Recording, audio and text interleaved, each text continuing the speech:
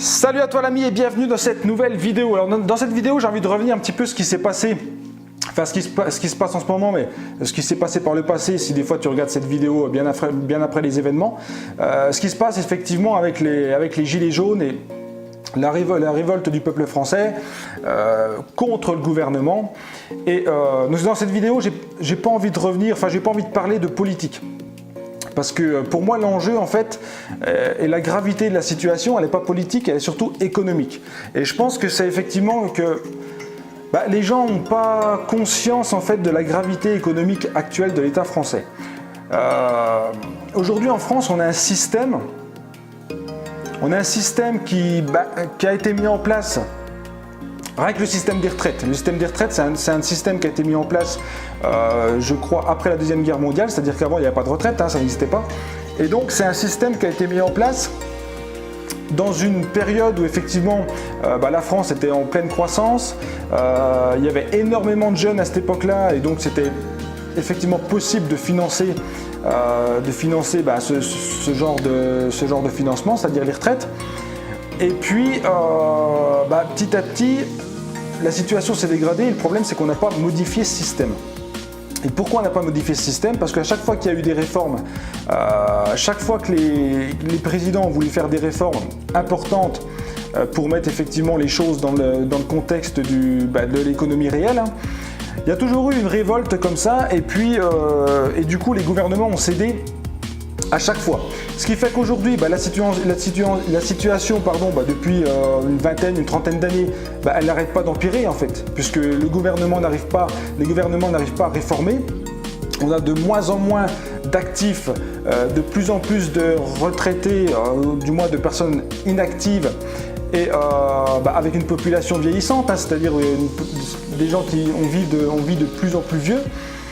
Donc ce qui fait qu'au bout d'un moment, on est dans un retournement en fait, de situation où c'est plus possible et ce sera plus possible à l'avenir, à moins effectivement de trouver une autre solution, notamment certaines réformes qui sont nécessaires et que M. Macron essaye de mettre en place, mais encore une fois avec d'énormes difficultés aujourd'hui.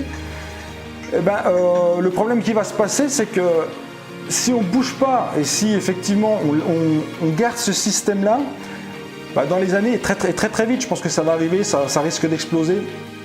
Il risque d'y avoir effectivement un énorme blocage au niveau économique. Parce que ce qu'il faut savoir, c'est que la France ayant une croissance qui était assez forte, à l'époque, effectivement, on a mis en place tout ce système de retraite et autres. Je ne vais pas rentrer dans les détails, et puis je n'ai pas forcément toute connaissance, la totalité de la connaissance des différents systèmes et des différents financements qui ont été mis en place. Mais ce que je veux dire par là, c'est qu'à l'époque, on avait effectivement un pays en pleine croissance où ça pouvait permettre de financer ce système-là. Et depuis, comme je l'ai dit tout à l'heure, depuis une vingtaine, une trentaine d'années, la France est obligée de plus en plus de s'endetter du coup pour financer ce système-là, étant donné qu'on n'arrive pas à réformer comme il faut et qu'on n'arrive pas à faire comprendre aux gens la gravité de la situation économique. Ce qu'il faut bien comprendre aussi, c'est que dans tous les cas, aujourd'hui, si on ne souffre pas un petit peu aujourd'hui justement pour essayer de redresser cette économie, ça va s'empirer. Et en fait, en ne faisant rien, on est en train de pourrir la vie de nos enfants, on est en train de massivement pourrir la vie de nos petits-enfants, et si ça reste comme ça, ça va être une catastrophe, et puis à un moment donné, il va falloir que ça se paye.